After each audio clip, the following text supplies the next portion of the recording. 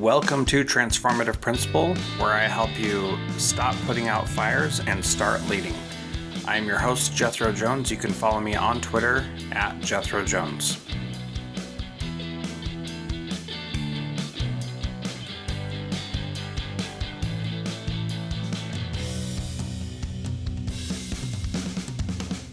As part of the Summer of AI series that we're doing here on Transformative Principal, I am sharing a few episodes from other podcasts on the B Podcast Network. I encourage you to listen to them and check them out and learn more about the shows and the great work that so many people on the B Podcast Network are doing. Here is one of those episodes. I hope you enjoy it. Welcome to my podcast, Big Ideas in Small Windows. My name is Mike Gaskell, and I am your host. I'll be doing a series on AI in the classroom. I've been writing and presenting quite a bit about AI applications and ethics, and there's a whole lot out there, and I think it's helpful for us as podcasters to boil that down to something that you can hash out and make sense of. So that's what I'm going to be spending some time on in this episode. Now, I've included a link to my articles about AI and the one I've adapted this podcast for specifically. And this topic is really interesting. It's about navigating AI biases in education. There's a lot of unknown things about this that I'm going to unpack for you here in a short episode to give you lots of information that you can both use and share out with your schools and leaders and teachers and students wherever that's permissible. So I'm really excited about that, and I'm going to begin by sharing invaluable information on this and in an upcoming podcast exploring the advantages and challenges of using generative AI as well. So there'll be more of these coming out based on the level of interest, and if I continue writing as I do, I'm going to be sharing a lot of this. And specific to the classroom, I think that's our most important role here, is to talk about how both teachers and kids will be both using this and facing the ethical issues regarding them. So again, I'm Mike Gaskell, and in today's episode, we'll be discussing the critical importance of understanding unintended biases that can permeate within AI ecosystems and how educators can effectively navigate around these biases while leveraging these tools and promoting awareness and inclusivity. So that's a whole lot there that I'm going to break down into some pieces. Let's start by delving into the topic of unintended biases in AI image generators. So these are things like asking an AI to create an image of some random thing. I examined real-world examples where biased results were generated based on simple prompts. So for instance, when I searched for generative images, which are original and newly created by common AI image generators, one of the most common ones that's known out there is DALL-E 2. And if you Google that, you'll find it and its sister chat systems that work with it. So I prompted the system by asking it to generate an image of a successful business person, a focused student, and a high school athlete. I really want to just focus on like three kind of semi-wide ranging examples to see what it would give me. And boy, was I surprised. So when I searched for each of these, I came up with what I would simply call stereotypical image prompts. So let me explain that. For instance, with the first image prompt about a successful business person, the system produced images of middle-aged white males. Remember, successful business person. How stereotypical. In the second example of a focused student, generated images of white and Asian boys, and there was an image, it was the fourth result, so it was not the first or second, of a girl in that order.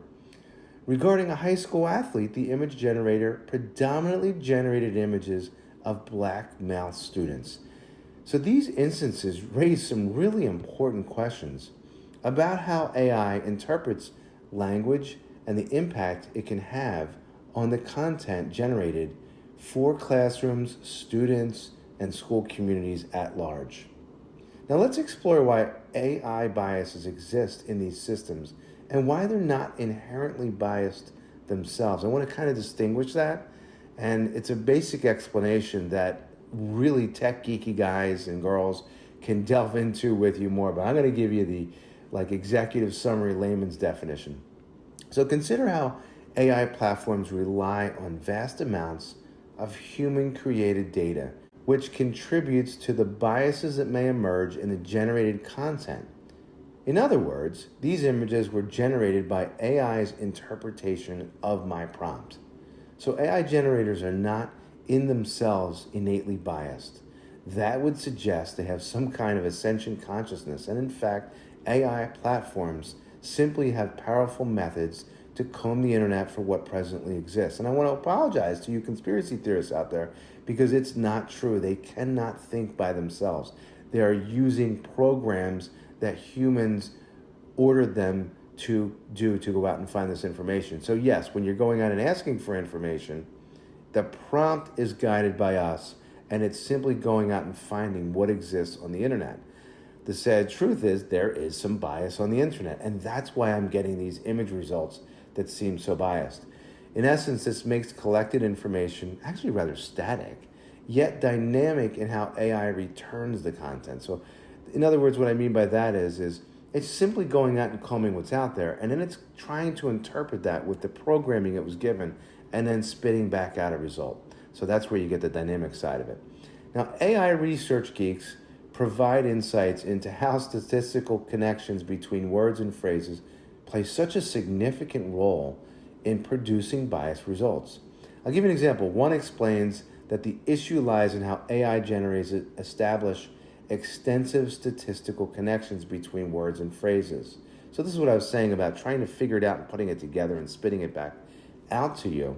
When these systems generate new language, it depends on these associations, which can produce the kind of bias in my search results that I've found. In this way, generative AI is actually somewhat dumb if you think about it. The system rapidly plods through the internet and returns the information more or less unfiltered, minus some legit attempts by the AI community leaders who are attempting to put in some guardrails. And you'll notice that. That's why you might see something like it's stating it cannot produce a result based on your prompt request being questionable or something like that.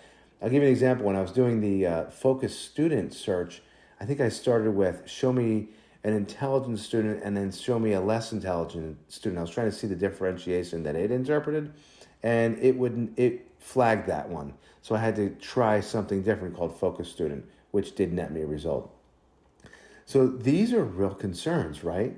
So let's consider some solutions to these problems, because I never like to give problems to you and then you say, well, okay, that's terrible, there's nothing we can do about it. No, I'm going to give you some solutions, some practical ones, in fact. I'm going to share these solutions that I came up with to navigate around AI biases effectively. So consider the importance of carefully crafting prompts to yield more balanced and representative results. That's our solution, and I'm going to explain how to do that. So let's take our 3 examples from before and consider an additional word or two to refine the AI search to find something with better balance. In the first example, I added one word, diverse. My first attempt netted me racial diversity, but they were all men. So I added women and men, and I made sure I put it in that order so that it wouldn't put men first, after diverse in the command, and that produced much greater proportion. The inclusion of targeted words like diverse can significantly impact the output as demonstrated by my various test prompts. And for example, the high school athlete one, something very similar. What I did was I made sure I put in female athlete, diverse athletes, these kinds of commands that ensured that I was going to see a more balanced, a more realistic production of who they were interpreting. Now let's also consider some tools for transparency and awareness, like the Diffusion Bias Explorer, which sounds like such a cool thing, and the Average Diffusion Faces tool. Now these promote transparency in AI systems. They help educators and students become much more aware of generative biases and highlight the need for caution while using AI-generated content. The Diffusion Bias Explorer specifically compares images generated for a profession. So kind of like what I did with the successful business person, but you could do that for an engineer, you could do that for a nurse, a waiter, all of the professions you can imagine out there. And then the Average Diffusion Faces tool showcases a common representation of faces across professions. So again, similar example, a great tool to illustrate this point, and it's based on AI generated images. So these are uniquely new images created for their first time based on a prompt, and again, interpretation from the internet, which carries with it implicit biases. So these offer really great PD opportunities if you think about it, and classroom lessons where schools and districts have embraced education on AI for students. This may also be a factor based on age of students. So I want you to think about how whether we provide instruction on AI, its advantages, and of course the ethics, is going to be based on their age. We have a responsibility to teach to older students both of these things, ethics and uses. Younger students may be dependent on closely monitored decisions made by your school community, and of course you want to check that. Certainly incredible opportunities exist with AI and how we can apply their benefits in schools and classrooms.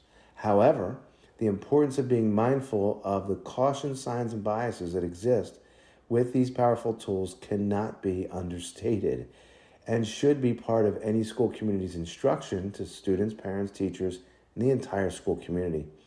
AI continues to be characterized by what I like to call a remarkably imperfect system of productivity. Think about that, a remarkably imperfect system. It's got a lot of advantages, but it's still got some imperfections. And they're as big as the efficiency tools that you can get from them. So keep that in mind. The role of educators in helping students recognize and filter out biased content, fostering a learning environment will promote inclusivity and fairness, and that is so invaluable. Now, in my article, I listed 10 AI prompts that will navigate around implicit AI biases, just to get you thinking about it. And a few of those include the following now. Generate a persuasive speech advocating for equal rights and opportunities for all individuals. Develop a virtual assistant that provides unbiased information and recommendations without favoritism. Compose a letter to encourage open dialogue and constructive discussions on sensitive topics, promoting tolerance and mutual understanding. Check out the article to see the rest of these. Thank you so much for joining us on this insightful journey into navigating AI biases in education. As educators, parents, and school communities, it's essential that we embrace the potential of generative AI while proactively addressing and mitigating implicit biases. By utilizing targeted prompts and promoting awareness, we can ensure a much more inclusive and unbiased learning experience for our students. Remember, AI is here to stay, and understanding its intricacies will only enhance our teaching and learning practices. Now, if you found this podcast helpful, please share it with fellow educators, parents, and school leaders. Stay tuned for more episodes where we explore the latest developments and changes in the world of AI and education. Until next time, I'm Mike Gaskell, host of Big Ideas in Small Windows, signing off. Happy teaching and learning.